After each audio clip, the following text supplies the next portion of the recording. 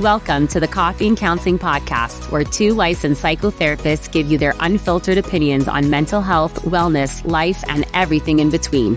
It's real, raw, and ready to challenge what you think you know. Get ready for some tough love. Before we begin, just a brief disclaimer, this podcast is for educational and informational purposes only and does not take the place of therapy. We hope you enjoy today's session. Hello, everyone, and welcome to today's session of Coffee and Counseling, where we don't spill the tea, but the coffee will be piping hot, where we talk about all things counseling. We're your hosts, Rachel Steinhardt and Stephanie Van Schaick, and today's session might sting a little.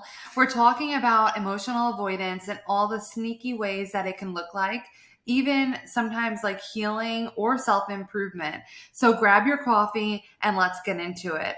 Rachel, do you want to start off with your highs and lows? Yes. Okay, you guys. I talked about this a little bit on my personal Instagram, but I started watching The Good American Family. And I know this is a little high, but this has become my high. This show is so good. It's horrendous, as in it's a horrendous story. It's a true story. Steph, do you know what I'm talking about?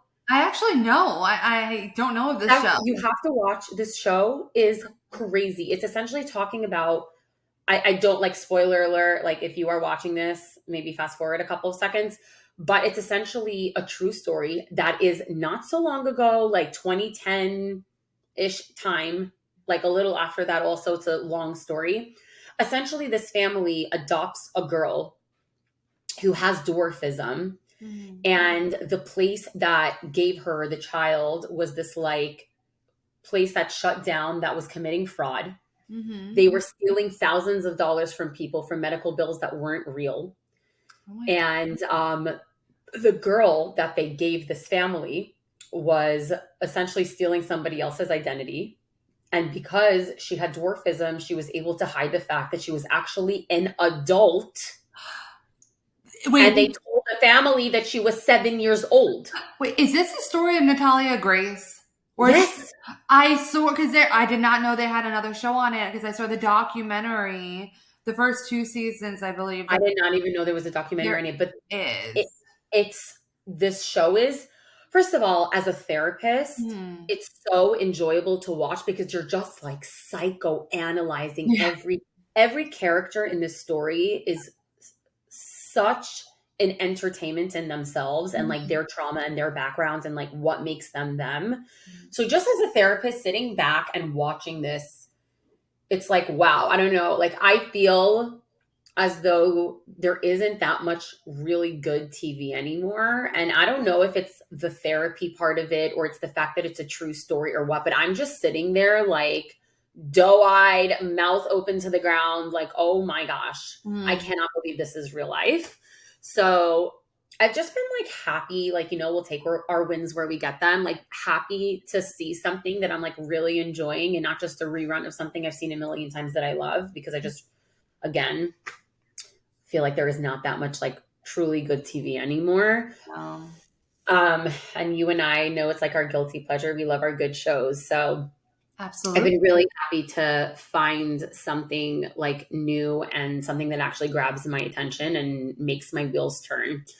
I would definitely say that the down has just been kind of going a lot of in and out to doctor's appointments with my kids. So it's just been exhausting and overwhelming, especially when you have a lot of little ones. Feeling you're just constantly running to the doctor's office all the time is really a lot. But, I just kind of try to focus on the fact that it's at this level and not, in a hospital or in an ICU or God forbid something worse. And I just try to recognize how grateful I am that in the grand scheme of things, I have healthy children, and try to be really, really focused on the blessing in that. Thank God. It's this. Yeah. But what about you, Steph? How has your week been? Yeah, so my week has been good. I was trying to think before about what I would say for my high and low, and my high would be actually something relatively simple, but good. Is I found an amazing recipe for baked ziti, and this is the best baked ziti that I've ever made. And oh my gosh, it was so simple too. And that just makes me really excited whenever I find a good recipe that doesn't require a ton of ingredients and or is not overly complex or complicated. This was just so yummy and it was so seasoned well.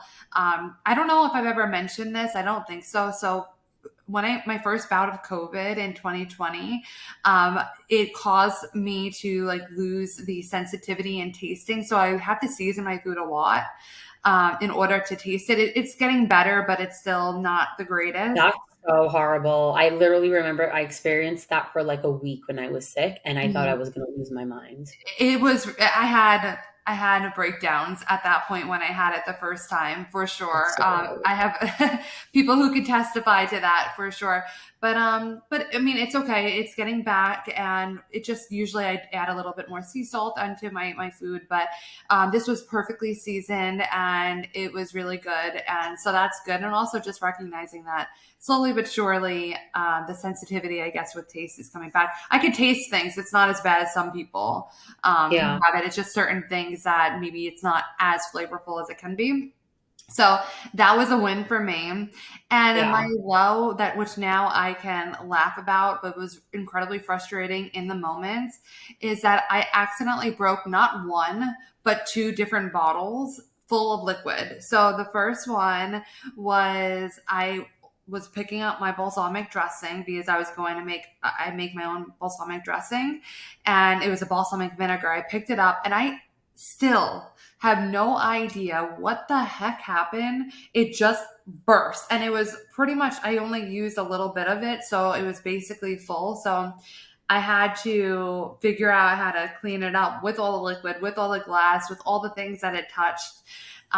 So that was really frustrating. And then a couple days later, I went to the store, and this was on me. I really should have known better. I heard when I was pulling onto my street, like a bottle shift over to the door, and I made a note to myself, be very careful opening the door when I get my groceries. And when I open up the door, I forgot completely because I went to fix something at my front door or something like that. And a bottle of wine that I just bought just burst all over my garage, and I was so mad and flustered because I'm like, are you serious? Like, how does this happen to me twice? I'm like, and now how do I clean this up? Because I'm like, I don't want to have the glass around because it could puncture my tire. And I don't want to get bugs because I can't clean this. I was trying to figure out, how do you clean this?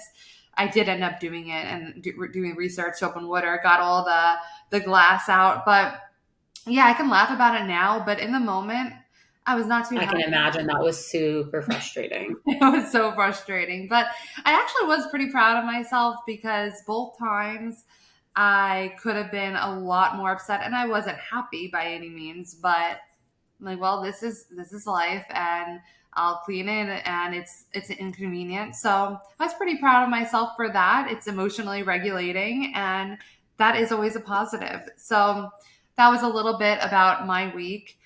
And with that being said, let's dive into our topic about emotional avoidance and why we wanted to cover this topic. So first and foremost, I think it's important to define and illustrate how emotional avoidance can look. And we can probably all agree that it is a tendency to push away, suppress, or maybe even distract yourself from uncomfortable emotions and avoid essentially experiencing them or acknowledging them, especially emotions that we might not be as comfortable with. Typically, we refer to them as negative emotions, and it's important to say too that even though we don't normally want to experience negative emotions because they're uncomfortable, they are important to feel, and they also are information for us as well, which is a whole other topic in and of itself. But if you're scared of something, maybe there is something that you need to be worried about, and oh, maybe I need to be scared about something, or maybe it's your mind taking off. But that's a whole other thing that we can really delve into a bit more. But it essentially is when we are doing anything that we can to avoid feeling, and a lot of times we might not even be fully conscious that we're doing this. It can look how we normally think it looks, where someone just does not exhibit any type of emotions. Perhaps they're really not great at communicating or understanding other people's emotions. Maybe they look as though, or they appear that they don't have what we call emotional intelligence. Those might be the ways that we think emotional avoidance looks. And that is absolutely, those are ways that it can show up. But it can also show up in other ways, like being really, really busy and trying to run and distract yourself from those emotions. It could be showing up in overachieving. It could show up by shutting down for sure. Oh my goodness. Intellectualizing your feelings, it could look like. So basically any type of mechanism that is avoiding the emotional discomfort of whatever emotions that perhaps you're trying to push away. And it's important that we recognize it for what it is, because it really is important to be able to experience our emotions in a healthy way. So this session is going to be aimed at letting you have a good idea as to it could look like, and why it might be that you might be emotionally avoiding, and what steps you can take to try to work on identifying and allowing your emotions to come through. Yeah. And so one of the things that really comes up a lot with just this whole topic in general is this concept of being really over functioning, and how Steph said, kind of distracting ourselves. Now, before I delve into what that looks like and what that could be like, I really just want to bring something up that comes up for me in session a lot with my clients, which is this concept of like, well, Rachel, Steph, what's the issue? If we know something is going to put us in a negative headspace, and something is going to bring us down, and something is going to potentially put us in a depressive state, why on earth would we want to sit there and linger in that? Why on earth would we want to like be talking about that for several hours? Why on earth would we want to like put ourselves in that space? And here is the answer. We don't. That's not the point. The point is not that we're sitting there going, yes, let's go talk about this topic with somebody that we love for the next month and a half straight, and, linger in it and not be able to move forward. That's not the point. I always give my clients this analogy whenever we're doing, especially in like psychodynamic work, when we are going back to past situations and they're kind of like, Rachel, I don't want to go back there. It's not necessary. And I'm like, okay, but you're emotionally avoiding these situations that are very clearly coming up for you right now and are negatively affecting your life right now. And this is what I tell them when they're like, well, I'm really scared. I'm going to like go there and I'm not going to be able to come out of there. So this is how I want you to picture it. We are going to visit a new town. And in the town, you are going to check out all of the real estate. You're going to check out all of the houses, and you're going to visit the houses. And then you're going to leave the town. The point isn't that we are moving in. We are not moving into these houses. We are not like taking up residence in this town. We are visiting and then we are leaving. And the reason that this is so important is because if we don't do this, it will catch up with us. Mm-hmm. And what it looks like to deal with your emotions in a healthy way is not being all consumed with them. It's acknowledging their existence and working through them and then moving on. So I just kind of want to preface and put that out there, that what Steph and I are talking about is not to sit there in your negativity or your trauma or your horror story and just like remain in that space. Not what we're talking about at all.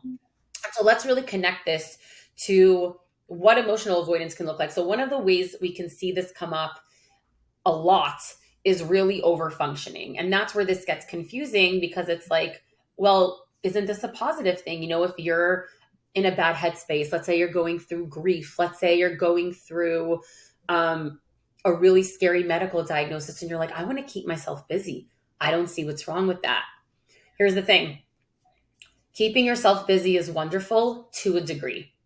If we're keeping ourselves busy to the point where we're able to create distraction so that we're not, again, living in that space, then the distraction is welcomed and it's wonderful. And it's making sure that you're still managing your life and able to do other things. However, if you're keeping yourself so busy and so distracted that you're completely repressing and suppressing your thoughts, feelings, and connection to anything that's been going on for you, we are entering a mentally unhealthy and dangerous territory, and that will come back to bite you. So, whether it's being incredibly on top of things to a point where, you have post-it notes all over the place and alarms every 10 seconds, if you're overbooking yourself to do more than you can do and putting so much on your plate, not giving yourself any time in the world to take a minute, take a beat, take time for yourself. I remember back in grad school, I had a professor who talked about how his favorite time in the day and his most hated time in the day was the drive back home from work. And he talked about how he would force himself to drive home in silence so that he would force himself to acknowledge any of the thoughts that he was pushing away, any of the emotions that he was experiencing that he wasn't giving time and attention to. And especially in today's world, with social media and with the internet and with AI, and there are so many distractions, podcasts, whatever it is, it's very, very easy to not hear your own thoughts and to not connect to your own emotions and to just avoid your entire internal makeup. So it's really easy to do that. And it's really easy to do that to the point where it's creating that disconnect to a place that's not actually helpful and not actually healthy, right? So there is that balance between a good amount of distraction and keeping yourself busy and keeping yourself moving forward versus completely, as the topic is talking about, emotionally avoiding what you're dealing with. Yes. Another way that it could pop up too is with consuming self-help content and consuming it to a level where you could take it all in, you could read all the books, you can listen to all the podcasts, you can watch all the videos and read all the blogs. However, you're always stuck in that phase where you are consuming everything and never actually implementing it. Maybe you even have the therapy language, and that's something that I hear a lot more these days, is that we have a lot more understanding of the therapy language and the therapy words that people use and the buzzwords that some people may reference. And it's all really wonderful if you're actually implementing it and working it into your life. However, if you're getting stuck in the self-help content or just trying to consume all the information and not actually go anywhere with it and apply it to yourself, that's another way that you might be emotionally avoiding, where it's just like, I'm doing something, but it's a lateral move. You're just constantly moving basically on a treadmill where you're not moving forward. Yeah, I wonder, guys, to all of our listeners, if you've utilized self-help books, self-help podcasts, any type of self-help material, have you found it helpful or have you not found it helpful? What has been the type of stuff that has actually gotten you to implement what you're learning versus not? I'm really just curious about the self-help space in today's world with the amount of information that's out there. So comment, send us an email, let us know, what your relationship with the self-help world is right now. That's a really good question. I am all for the self-help arena. I use it as well, where I wouldn't consider it necessarily therapy, but I'm like, these are such great skills to be implementing. Mm-hmm. However, we can listen to it all, and if we're not implementing it, it can be really hard. And sometimes the missing piece is the therapy, or actually addressing what the root issue is, because we could take it all in, we can understand it all, we can rationalize it, but why are we not able to do the implementation? Which that might be, there's a mental health struggle getting in the way, that self-help is not generally going to make that bridge. Totally. And I think sometimes there is a disconnect between what you're learning and then applying what you're learning to your specific situation. And like you said, that is literally what we do in therapy. You know, we can give everyone similar tools, but how do you utilize those tools in the story and journey of your life with your particular obstacles and your particular goals? That can become a little harder. So just something interesting, something to keep in mind. And while we're on the topic of going to therapy, this is also something that comes up, which is therapist hopping. So a lot of the time, you go to a therapist's office, they start to bring things up. You're like, whoa, didn't want to go there. And then you're like, this therapist's not for me. And you're like backing up, actually, story time. And I'll try to give as little detail as humanly possible. There was a point where a client abruptly left me after like 3 sessions, which is not something that ever really happens for me. So I was kind of taken aback. And I remember I called Stephanie and I told her the story of what happened. And I was like, yeah, and we went into detail. And I kind of, you know, she shared a lot about something that was happening in one of her relationships. And I was like, ooh, that sounds intense. And realizing and talking to me and having this, you know, realization of, oh my gosh, I think I didn't realize how bad this was until I just expressed it, until I saw that the therapist kind of agrees that this is something concerning. And then the person quickly, you know, ran away. And I talked to Steph about it. I'm like, did I do something wrong?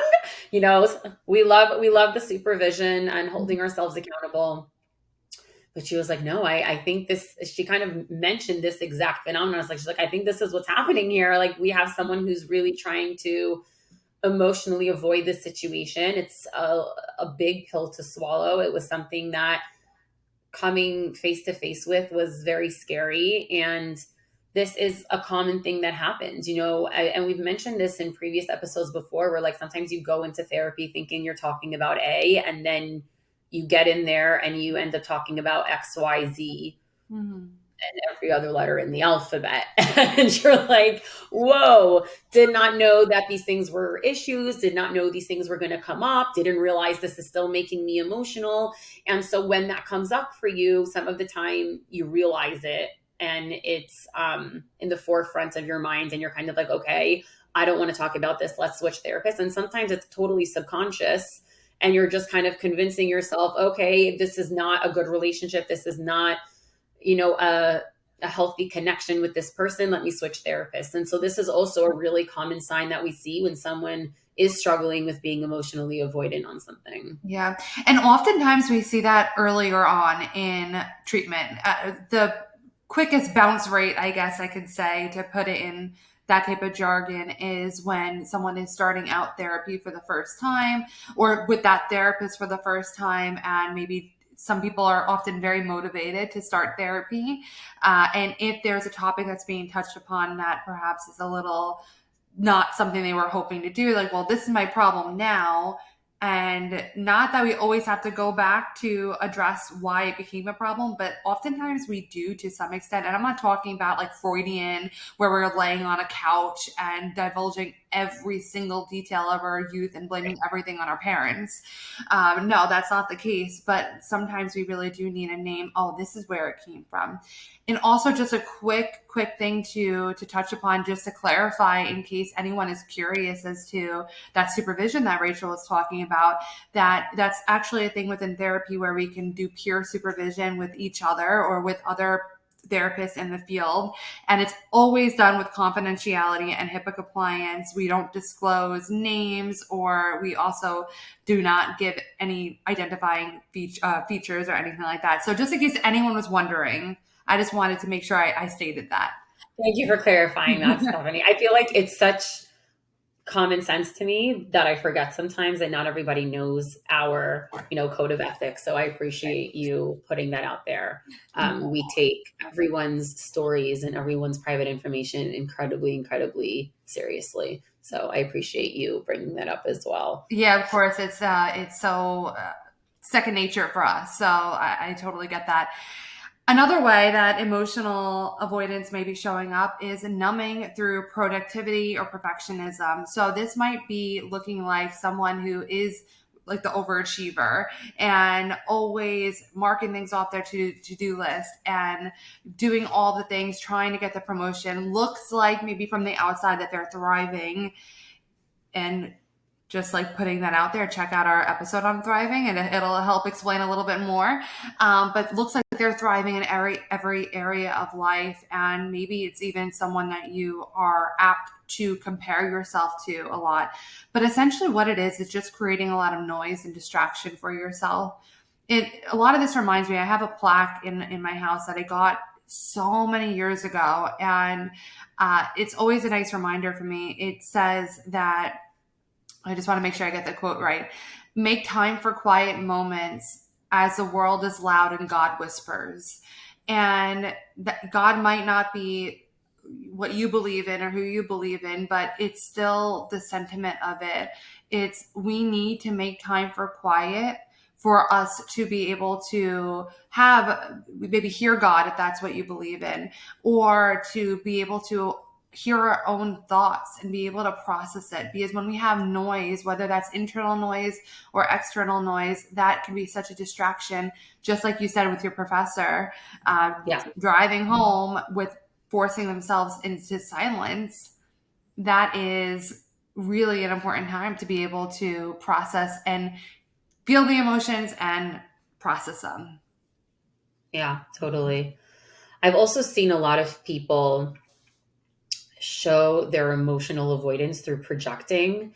So I've seen this a lot in families specifically, where one family member who's going through something and is kind of totally avoiding the fact very openly and obviously that they're going through something. And then every single thing that they're going through, they're essentially, pinning on somebody, like, exactly what the word is, just like different family members picking fights with them based off of emotions that they themselves are feeling or experiencing, and either saying that, the other person is doing that or experiencing that or putting it on them, or it's just having these like outbursts of emotion because they're not actually dealing with the things that they're hurting from. Yeah. I wonder if you've seen this come up in session stuff at all. With projecting, and well, Yeah. in very different way, well, in many different ways, I rather, where even I am hurt about something, and therefore it's because you made me angry, or you did this Yeah. thing, and you can't accept that.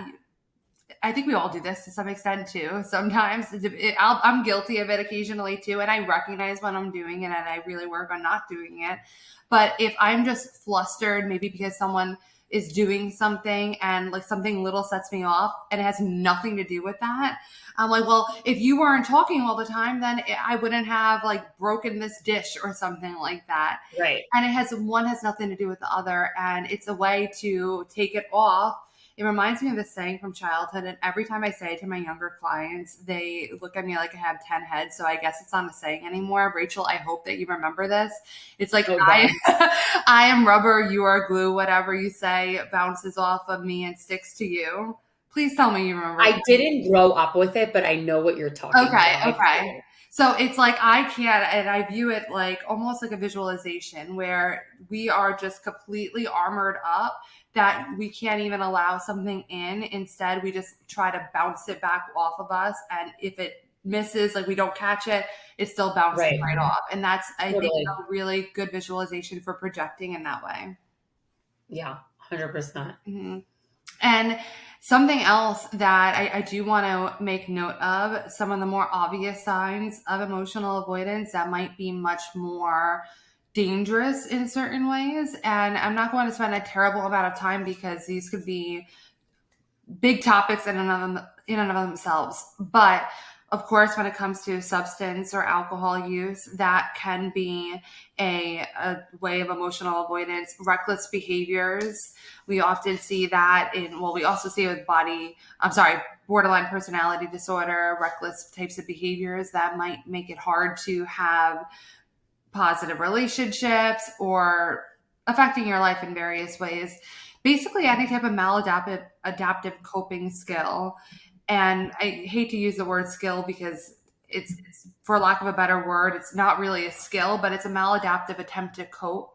And it could be through substances, could be through reckless behaviors. And as an eating disorder specialist, I have to put it. I was about to say, shout out to our eating disorder clients because you guys know exactly what we're talking about. Ahem, Yeah. ahem, ahem. Numbing your emotions through starvation, Mm-hmm. numbing your emotions through overexercise. Mm-hmm. Like, hello, Yep. this is your time to shine, guys. Yeah.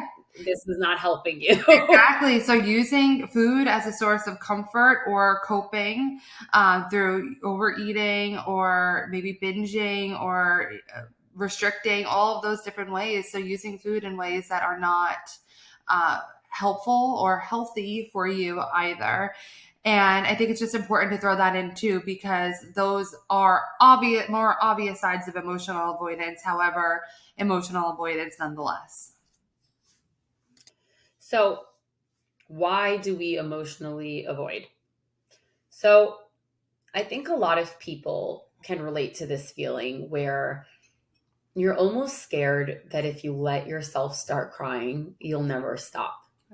This feeling of if I go to this dark place, I'm never going to be able to come out. This feeling of if I open Pandora's box, I won't be able to close it. And you're just completely scared that feeling it will be all consuming and all encompassing, and there won't be a light at the end of the tunnel.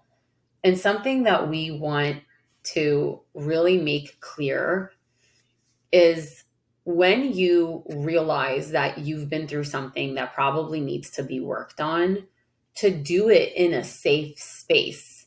Now, a lot of the time, this does mean therapy, but you know what? If you have a healthy support system that knows how to be there for you, that's able to give you, you know, listening ears and able to hold a non-judgmental and loving and caring and empathetic time and space for you, then that's great as well. We're not saying, without the tools and without the support and without the space and time, feel the feels. It's not always the safe or the right time to feel the feels, quite honestly. You know what I mean?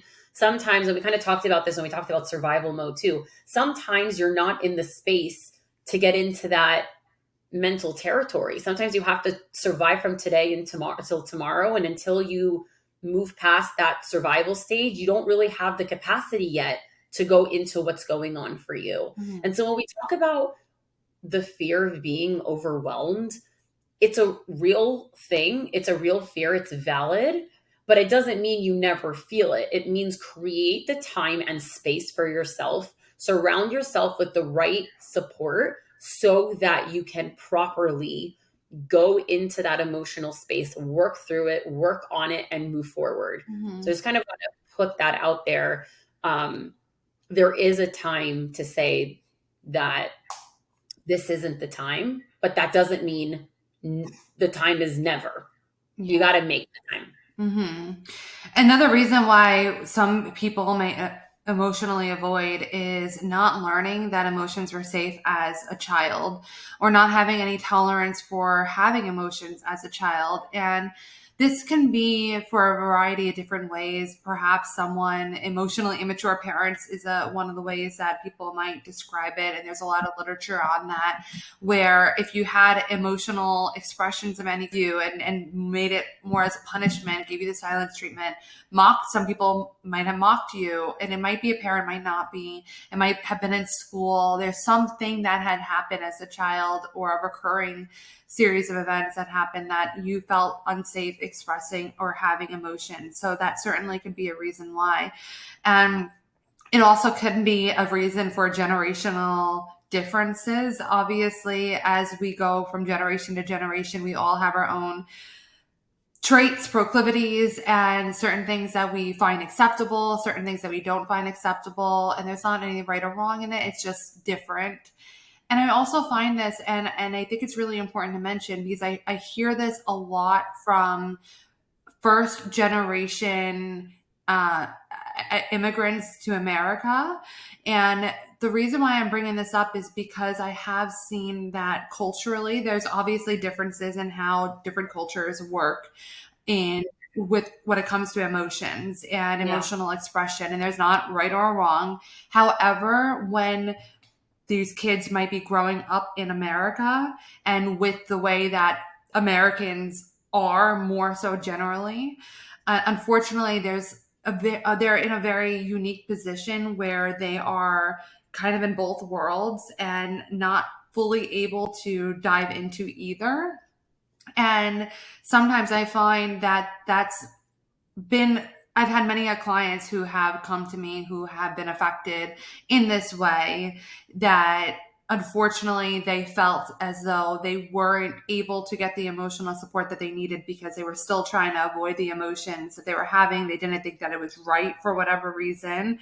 And that could be certainly a Mm. reason that it felt unsafe to have emotions for as a child or even just growing up. Yeah, that is so valid. Definitely something I saw a lot growing up because I was surrounded by immigrants. So it's a real thing. I think it's also their way of coping and how they learned Yeah. to survive is very different than American culture. And so there's that disconnect there, even when the immigrants are genuinely trying to be the support system. It's almost like in the support that you need, Yeah. they don't necessarily know how to do that.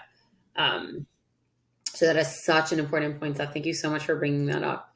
I think another thing is also, which is very much connected to this, could be shame around certain emotions, right? So if you kind of have been taught that this shouldn't be bothering you, that you should, suck it up, move on, a lot of things can feel like you're kind of almost denying that you're feeling them. It can feel embarrassing that you're feeling it. It can feel frustrating. Like, I don't want to be upset about this. I don't want this to still bother me. I don't want this to still be part of my story. I don't want to give this attention. I feel like I'm taking up too much space. A lot of things can come up um, regarding feelings attached to the concept of the thing that you're having these emotions on. So that's a lot of words on feelings. But my point is, let's say you are having, so this is actually, let's use the eating disorder example. We'll bring that back up. A lot of the times when I'm working with clients who are working their way out of the eating disorder, they get really angry about the fact that they're still having thoughts around body shaming. They're still having thoughts around guilt with food. And they're like, why am I still experiencing these thoughts? Like, I thought I was so much further along. I thought I was so much better. I should be better by now. I've been to so much therapy and I've gotten so much support. And what the heck is wrong with me? And what a waste of money that like my family put in to help me recover. And there's just so much attached to their feelings around their feelings. And that's such a hard thing to swallow too, because it becomes so multidimensional and so complex in terms of the amount of yeah, I'm sorry I keep using this word, but the amount of emotions in your basket, it's very overwhelming. And so that's also another reason why people might not even necessarily be avoiding it, but straight up sometimes even denying themselves the reality of, hey, this is something I'm experiencing. And also with that, another form that it might show up in, it's like armoring up. And perhaps in the past, when you have expressed emotion and been vulnerable, it either led to some sort of harm or rejection. This might happen in romantic relationships, or I find this a lot happening in friendships, especially younger people in throughout school age. And a lot of my younger clients have expressed this, where they have had a great group of friends and they divulge a lot of information. And there's something wrong with that. I think it's really important to recognize that when we're growing up, we don't know. We're trying to figure out and balance out how much do we share, how much do we not. And we also are told that sharing is good for friendships and it's a way to connect and all of that. But that could be absolutely wonderful with the right people. And I know we've talked about this briefly before. However, if it led to harm, or even if it didn't directly result in that, but maybe the friend group turned around, or the friend turned around and no longer was nice to you at some point and maybe divulged some of that, that can put all of us getting all of our armor up and saying, I'm never going to put myself in that position again to be rejected or be harmed in this way. So therefore, I'm going to put that wall up and not let anyone in, but also not maybe even let myself experience these emotions, because then other people might be able to smell them and sniff them and catch me on it. And I don't want that. So let's talk about how do we face these emotions without getting completely overwhelmed. So let's start with naming the emotion and not worrying about how to fix the emotion. So, the same way that in therapy, we really emphasize having insight in yourself, this is what we're talking about.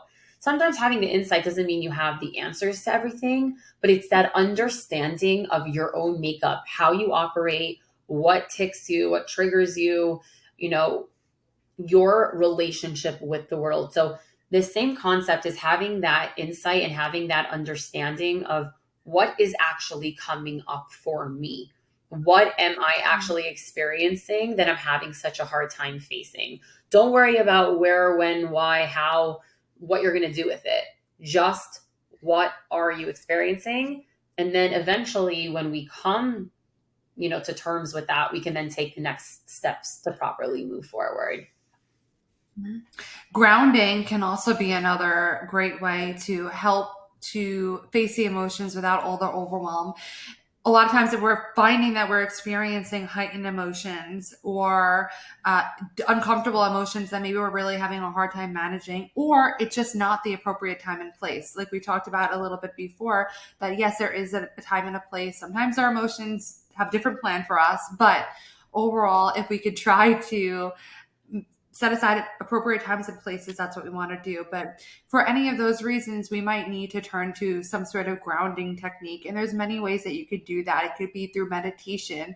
It could be through deep breathing, through body scans, which just basically look it up on YouTube. There's so many different ways of doing it, but just bringing attention to different parts of your body and maybe tensing up muscles, releasing them, and getting more into your body. Be mindful if you are someone who struggles with an eating disorder or body image issues, that might not be the best route for you. But if not, it certainly is a great way to ground. One of my favorite tools that I teach my clients is a 5 4 3 2 1 technique, and it basically just goes through.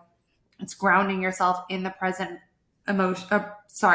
time through your senses. So you pick out 5 things that you see, look around, 5 things that you see, 4 things that you physically touch, 3 things so maybe it's like the shirt, you could feel your shirt on your back and you could feel the heat coming through the vents, something like that.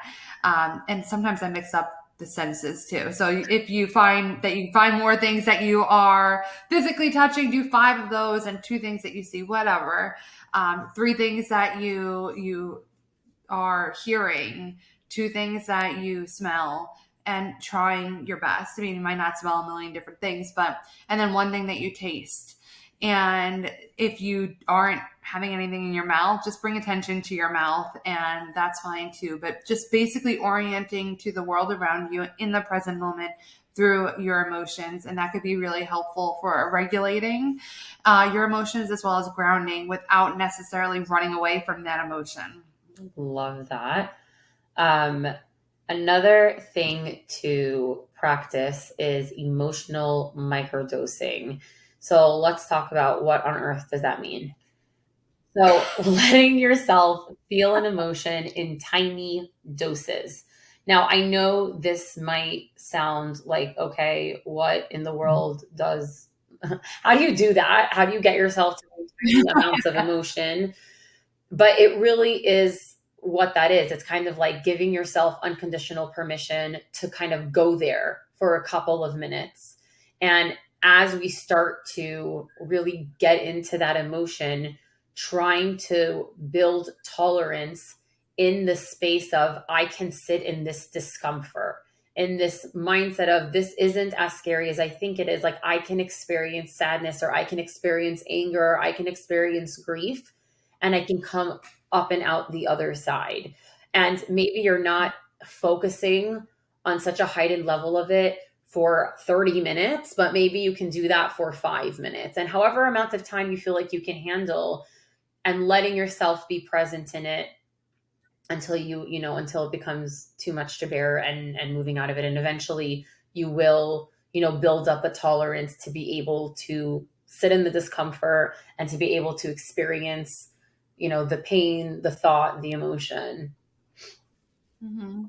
And similar to what we talked about earlier is allowing time for quiet, allow time for your emotions to be able to show up, because a lot of times if we are running, we might miss those emotions and they will come back with a vengeance. So if you allow your time to be more still so that emotions can show up and you can then identify them, you can ground yourself through them, you can allow yourself space to be able to feel them, but also reframing that stillness and that quiet is not wasted time. I know we're such in a hustle culture and productivity and all of that, and I could go on and on about it, but it's really not. And it's not a waste of time. We need to reframe it as part of the work.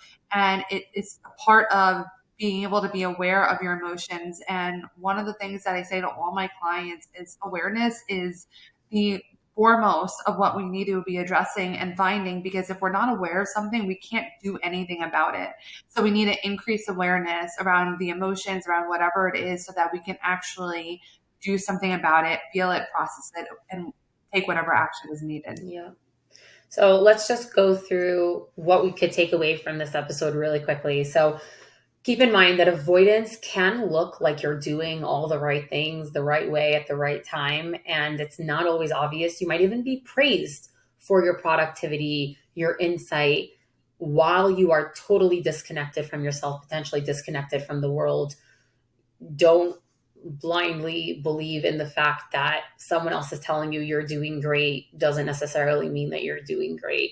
Um, Also, you don't have to feel everything all in one shot. We don't have to open up Pandora's box and dive all the way in. We can dip a toe in the pool and leave it at that. Emotional awareness isn't an all or nothing practice. Progress is giving yourself permission to feel in ways that are safe, that are tolerable to you. There's no right or wrong in that. And understand that feeling in a way that's healthy is a skill, it's not a flaw. Creating that safe space is also a skill. That is why so many people fall in these emotions and do turn to unhealthy coping skills. So it's going to take a minute to learn how to deal with your emotions, how to understand your emotions, especially if no one ever taught you how. If you don't have that proper support system, be kind with yourself. It doesn't mean you're broken, it means that you're human. And that brings us to the part of our session for our listener question. I don't know why this is like one of my favorite parts of the podcast sessions for sure, is reading your questions and answering them. So if you don't know, you could send over questions through our Instagram at Coffee and Counseling Podcast, and you can message it or comment it on one of our posts and just let us know that it is for a listener question, or you can email it to coffeeandcounselingpodcast@gmail.com for a chance for your question to be featured in one of our next sessions. So today's listener's question is it okay that I don't want to forgive someone? And I'll start off with my thoughts if Rachel's good with that. Go for it. Awesome. Okay. So a couple of my thoughts is forgiveness is a really complicated task and experience, and it could be super duper hard to forgive someone. And I believe a lot of that comes from how we interpret forgiveness to mean and the purpose of what forgiveness is. A lot of people will feel as though if you forgive them means that the other person, whatever they did, or even yourself, that it's okay. It's like a green light that that behavior or that those words were okay, and now there's no justice. It can feel like an injustice too when we think about forgiving someone, that person is let off the hook. That's a lot of the ways that I hear people interpret forgiveness to mean. And at the end of the day, I know this is such a worn out saying, but holding grudges in that way or not forgiving people, it is like allowing someone to live in your head rent free, or taking poison and expecting the other person to be Yeah. sick from it. And I'm not saying by any means that it is easy. I think that forgiveness is also not something that you just accomplish. It is a task that you have to work on every single day for certain events, certain people, certain situations.